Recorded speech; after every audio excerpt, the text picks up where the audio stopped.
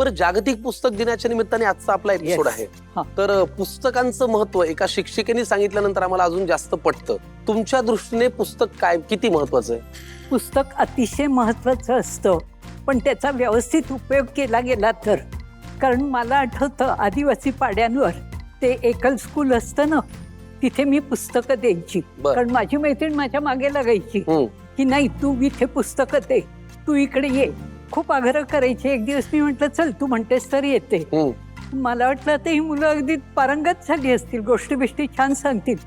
पण आदिवासी पाड्यावर गेले तर तिथली परिस्थिती इतकी विलक्षण होती की त्या मुलांना अंकल्पितले ते बाराखड्या पण वाचता येत नव्हत्या. मग शेवटी मी त्या शिक्षकांना सांगितलं की नुसती ठेवून द्यायला नाही आणली, निदान मुलांना तुम्ही वाचून दाखवा. मग ते वाचून दाखवायचे. त्याचप्रमाणे माझ्याकडे ट्युशनला खूप मुलं येतात, परिस्थिती नाही आहे, त्या सगळ्यांना मी शाळेची पुस्तकं, शालेय पुस्तकं आणि अवांतर वाचनाची पुस्तकं पण देत होते. किती छान, वा वा. तुमच्या मनातल्या भावनांची इमारत तुम्हाला जर खूप मोठी आणि चांगली मजबूत करायची असेल तर ते शब्द तुम्हाला मदत करतात आणि त्याला वाचनाशिवाय पर्याय नाही. पर्याय नाही. उकड निघाली ना? झाली. गॅस बंद कर. येस, गॅस बंद करूया.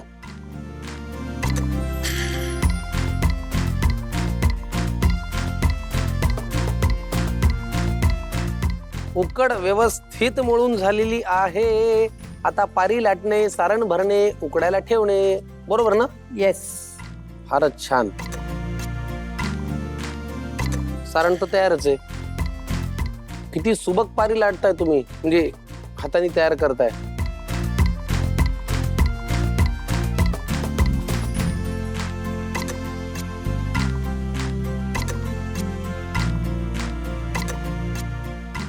किती सुंदर केला तो. ही असते आम्ही सारे खवय्ये किंवा एकूणच खवय्यगिरीची आवड. हात थरथरतो, आवाज कापराय, पण तरी सुद्धा मन लावून तन्मय त्यांनी पदार्थ करायचा. पदार्थ फक्त पोट भरत नाही तर तुम्हाला खरंच ताजं तवानं ठेवतो, याच्यावरती माझा ठाम विश्वास आहे. बघू जरा प्रेक्षकांना दाखवतो मी. थोडासा राहिलाय का? बघा, याला म्हणतात जिद्द आणि याला म्हणतात खाण्यावरचं प्रेम.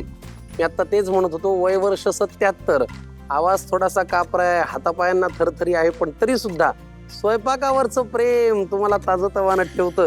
आणि या वयात सुद्धा, म्हणजे असं वय सारखं म्हणायला नको एवढ्या सुंदर माऊलीला, पण तरी सुद्धा या वयात सुद्धा इतका सुबक मोदक करता येतो, हे असते खवय्यगिरीची आवड, हो की नाही? येस. फार छान.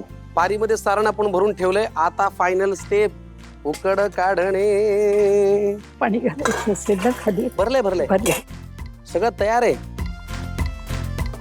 तुपाचा हात लावून एक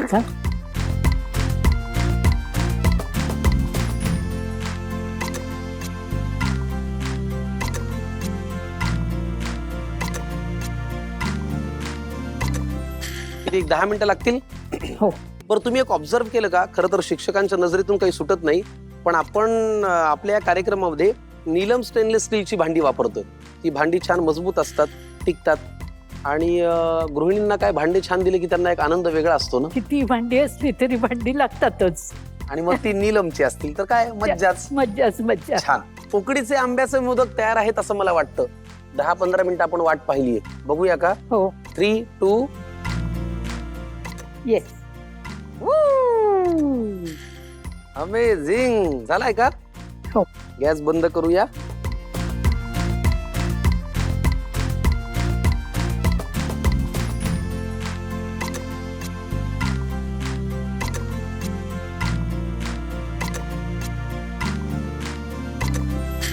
अगदी गरम, म्हणजे वाफा येत आहेत, वाफा. थोडस तूप घालायचं आणि मग उकडीचा आंब्याचा मोदक, जो अर्थात उपासालाही चालतो. वा. लगेच खाऊया का? मोह मला आवरत नाहीये.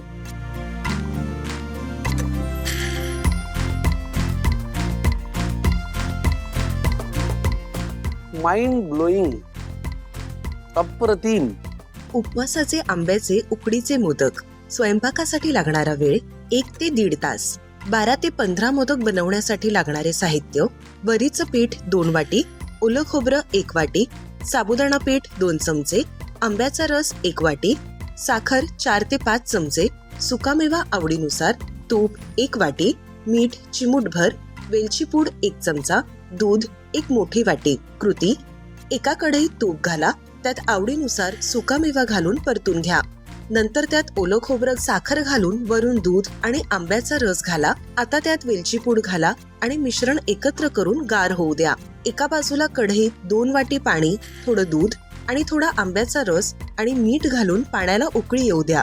आता त्यात साबुदाणा पीठ आणि वरीचं पीठ घालून एकजीव करून घ्या आणि मिश्रण झाकण लावून वाफवून घ्या. आता तयार झालेली उकड चांगली मळून घ्या.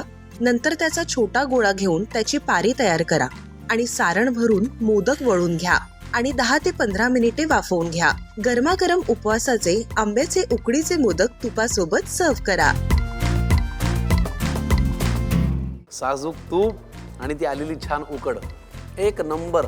पण आजकाल फरक फक्त चवीवरती भागत नाही, त्याच्याने आमच्या शरीराला काय मिळणार हा विचार 70 पुढची माणसं करतात आणि 20तले तरुणही करतात. खरंय.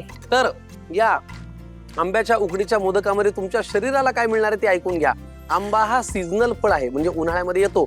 आरोग्याचा खजिना आहे. यात असलेलं व्हिटॅमिन सी रोगप्रतिकारक शक्ती वाढवतं. व्हिटॅमिन ए डोळ्यांची दृष्टी सुधारतं. फायबर आणि पोटॅशियम तुमचं हार्ट म्हणजेच हृदय निरोगी ठेवतं. तसेच एन्झाईम्स पचन सुधारतात आणि अँटीऑक्सिडंट असल्यामुळे त्वचा छान तजेलदार राहते. त्यामुळे आंबा हा खाल्लाच पाहिजे. आता एक काम करूया, टेबलच्या त्या भागाला जाऊया. तुम्हाला अजून एक भेटवस्तू देणार आहे मी. किती देत आहे? आज काय तुम्ही विचारू नका, बक्षीसच बक्षीस आहेत. या उधळण आहे बक्षिसांची. बक्षिसांची उधळण आहे. उधळण आहे. फार छान वाटलं मीना आजी तुम्ही इथे आलात. तुम्ही इथून निघण्याआधी आम्हाला तुम्हाला एक वेगळी भेटवस्तू द्यायची आहे. तुम्ही गोरगरीब विद्यार्थ्यांना, गरजू विद्यार्थ्यांना वह्या पुस्तकं देता. येस. तुमचं हे काम चालू ठेवा. त्यात आमचा थोडासा हातभार म्हणून आम्ही तुमच्याकडे आज काही वह्या देतोय. द्या. काय आहे, त्या मुलांची ज्ञानाची भूक जर भागली तर आमच्या कार्यक्रमात आमचं पोट भरल्यासारखं आम्हाला नक्की जेव्हा वाटेल. पहिल्यांदा रजिस्टर दिलं ना हा. त्या शाळेत, तर त्या मुलांना इतका आनंद झाला, हे अख्खं मला का असं विचारलं त्यांनी किती मला. गोड, किती गोड. वा वा, फार छान.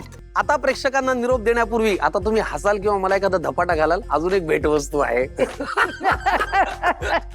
ती जरा वेगळी पण आहे, ही मात्र खूप महत्वाची आहे, महत्वाची आहे की नाही? सगळ्यापेक्षा. हो.